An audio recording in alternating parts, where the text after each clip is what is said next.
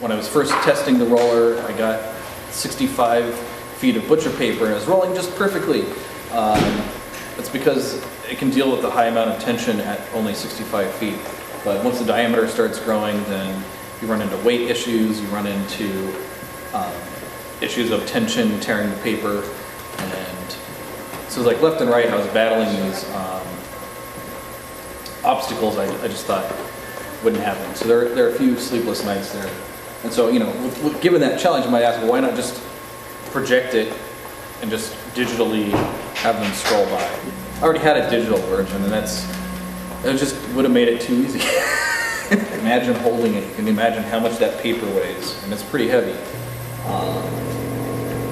You know, you can sit there and watch the drum change in size over time. It's something you can feel. You can sense immediately the size of this thing. Whereas a projector, you walk into it, you don't know where you are in it. I mean, you could put a progress bar up, but who wants to look at a progress bar, right?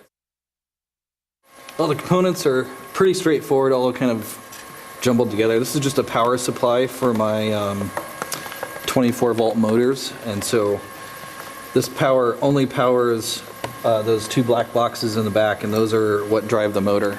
Here we have a 5-volt power supply, which some of the logic on these boards are 5-volt, and some are 3-volt. So I have to have a separate 5-volt power supply there. Just a little cooling fan because this 5-volt tends to overheat, because I'm also powering my coolant, my other cooling fan off the 5-volt power supply. That ribbon there is just a connection from the Raspberry Pi over to the prototyping breadboard.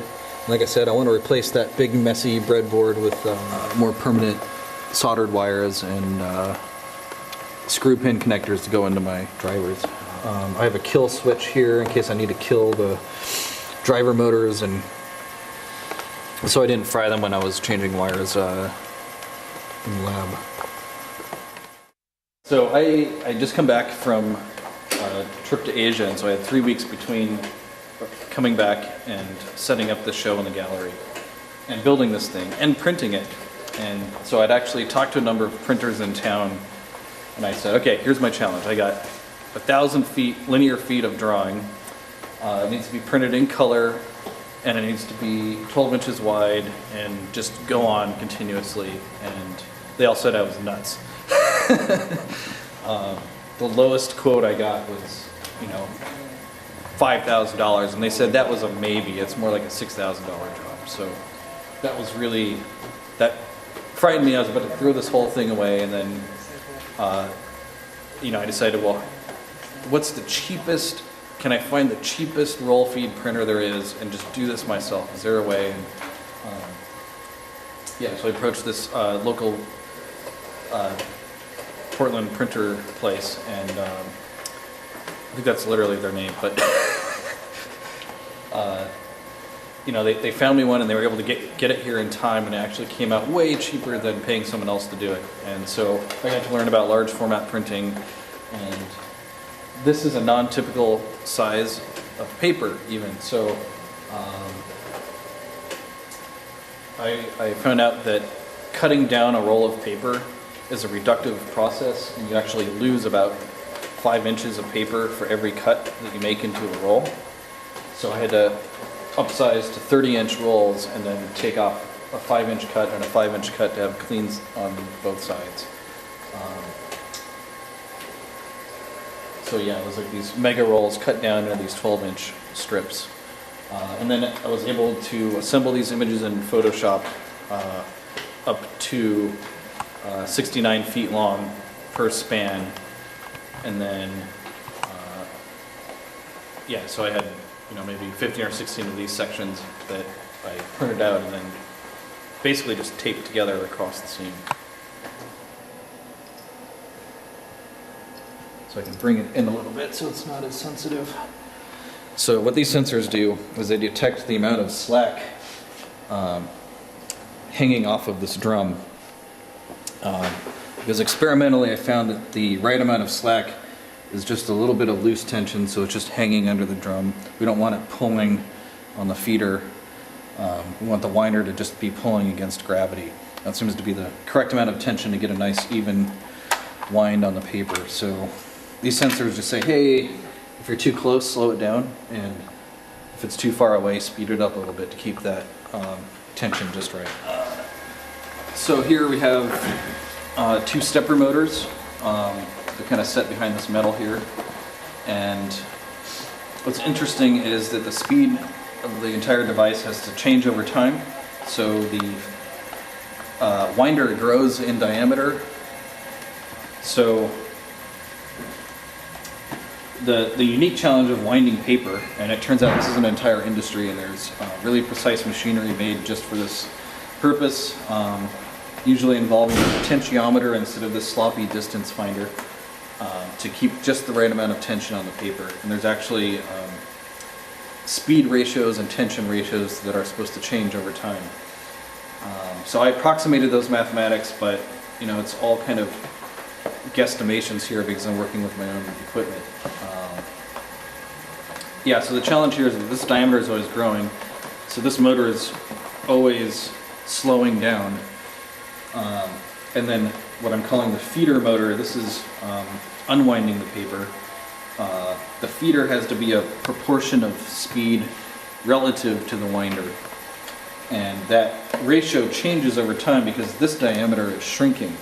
So over time, this one's getting faster and faster to keep up with the large diameter of the winder. There's some engineering challenges having completed this the night before the first installation. The motors do struggle with the large diameter and the belts can start to slip. So I'm working with a machinist right now to get belts with teeth and pulleys with teeth fitted to my shafts for both the shaft and the motor, and that'll prevent slippage there. There is some power struggle, so I'm hoping that we can get pulleys with the right gear ratio such that you know, we have high speed, low torque on these motors.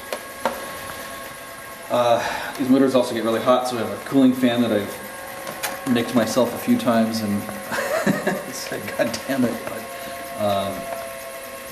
I don't know how close you can get in here, but so I have these 2 stepper motor drivers, and what they do is we send them a pulse, and for every pulse from 0 volts to 5 volts is 1 pulse, which is 1/64th of a rotation.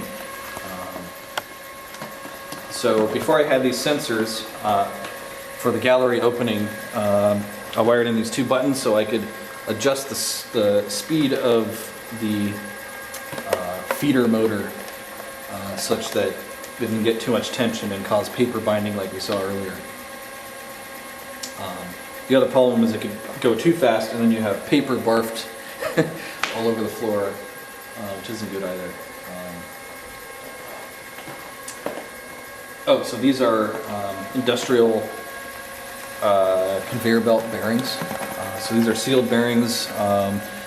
In theory, I could run lubrication lines to pump in lubrication there if I wanted to.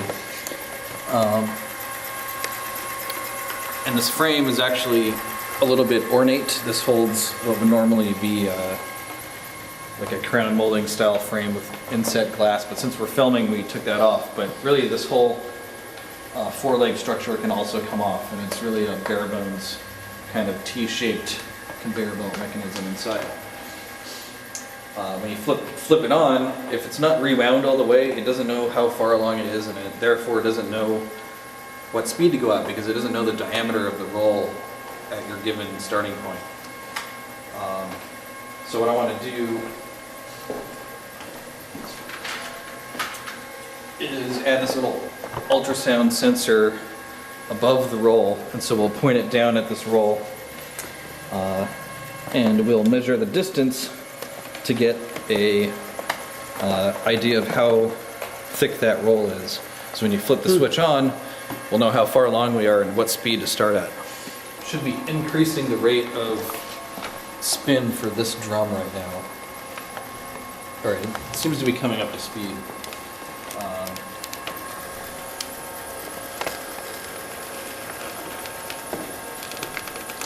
So it looks like you got a little binding right here.